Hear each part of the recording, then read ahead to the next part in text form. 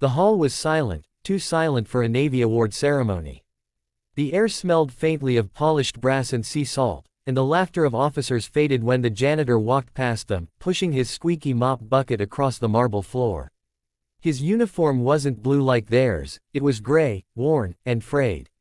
His name tag read, Daniel Raines. But among those who'd served long enough, that name whispered a ghost story through the ranks. The Admiral, a towering figure with a chest full of medals, watched him curiously as Daniel stopped to clean near the stage. "You've been mopping this hall for years, huh?" the Admiral said lightly, his voice carrying across the room. "Tell me, janitor, what's your kill count?" He laughed as though he'd cracked a harmless joke, expecting everyone to join him. No one did. Daniel froze for a moment, eyes still lowered. His hands tightened on the mop handle. The lights caught the edge of a small silver chain around his neck, a chain with 2 dog tags, worn nearly smooth. The Admiral noticed. His smirk faltered. Daniel finally looked up. His voice was calm, almost too calm. "You don't want that number, sir." The silence grew heavier. Someone from the back, a young officer, whispered, "Wait, is that him?" The Admiral frowned, looking between them. "What do you mean, him?" And that's when the whispers started spreading like wildfire. "That's Phantom 07, from Black Tide Squadron. The one who took out the destroyer in the strait alone.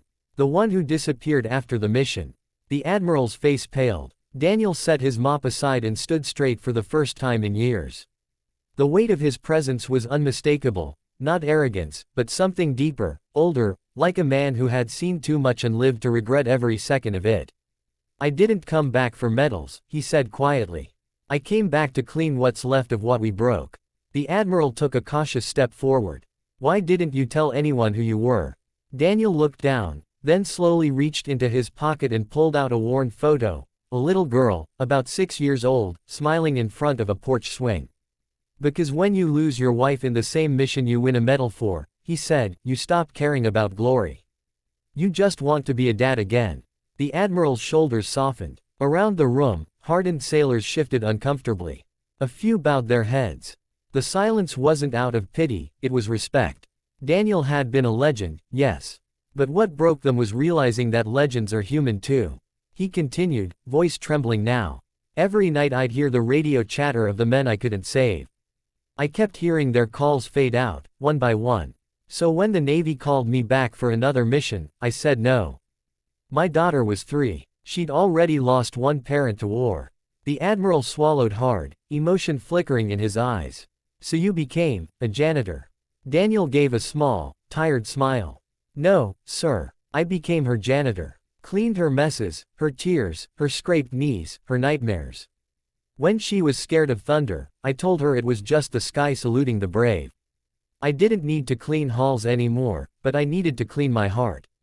The Admiral didn't speak for a long time. Then, in a quiet, almost reverent tone, he said, "Son, I owe you an apology." Daniel shook his head. "You don't owe me anything, Admiral. But you owe it to the young men and women who look up to you, to remember that not every hero wears a fresh uniform." One of the younger sailors in the front row, barely 20, with a trembling lip, stepped forward and saluted him. Then another. And another. Within seconds, the entire hall stood and saluted the janitor who refused to salute himself. Daniel looked at them all, blinking back. Tears. For the first time in years, he stood straight, saluting back, not as a soldier, but as a father who'd finally forgiven himself. The Admiral cleared his throat, fighting his own tears. "Phantom 07, he said softly, "on behalf of the United States Navy, welcome home." Daniel smiled faintly. "Home," he whispered. "Yeah, guess I finally found it." As he turned to leave, the camera of a nearby cadet, live streaming the ceremony for families, caught the moment.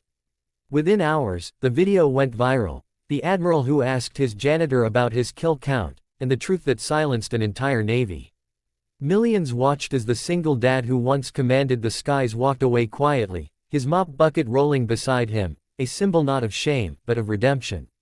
And as the video faded out, a soft message appeared on screen. Heroes aren't always found on the battlefield.